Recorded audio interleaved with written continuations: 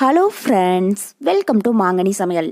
இன்றைக்கி நம்ம மாங்கனி சமையலில் ரொம்பவே டேஸ்டியான பிரியாணி கத்திரிக்காய் எப்படி பண்ணுறதுன்னு தான் பார்க்க போகிறோம். ஸோ இது எல்லா விதமான பிரியாணி கூட, அதுக்கப்புறம் சப்பாத்தி, இட்லி, தோசை, ஒயிட் ரைஸ் கூடையெல்லாம் வச்சு சாப்பிட்றதுக்கு ரொம்பவே அட்டகாசமாக இருக்கும். கத்திரிக்காய் பிடிக்காதவங்களுக்கு கூட நீங்கள் இந்த மெத்தடில் செஞ்சு கொடுத்து பாருங்கள், ரொம்பவே விரும்பி கேட்டு வாங்கி சாப்பிடுவாங்க. ஏன்னா இது அந்தளவுக்கு ரொம்பவே டேஸ்ட்டாக இருக்கும். அதே மாதிரி ஈஸியாகவும் சட்டுன்னு செஞ்சு முடிச்சிடலாம். சரி வாங்க, இப்போ இந்த பிரியாணி கத்திரிக்காய் கிரேவி எப்படி பண்ணுறதுன்னு பார்க்கலாம். இந்த கத்திரிக்காய் கிரேவி பண்ணுறதுக்கு ஃபஸ்ட்டு ஒரு கடாயில் 1 டேபிள் ஸ்பூன் அளவுக்கு எள் சேர்த்துட்டு இதை லைட்டாக வாசம் வர அளவுக்கு வறுத்துக்கோங்க. நான் இன்றைக்கி வெள்ளை எள் தான் சேர்த்துருக்கேன். வெள்ளை எள்ளுக்கு பதில் நீங்கள் கருப்பு எள் கூட யூஸ் பண்ணிக்கோங்க. எந்த எள் சேர்த்தாலுமே கிரேவி நல்லா டேஸ்ட்டாக இருக்கும்.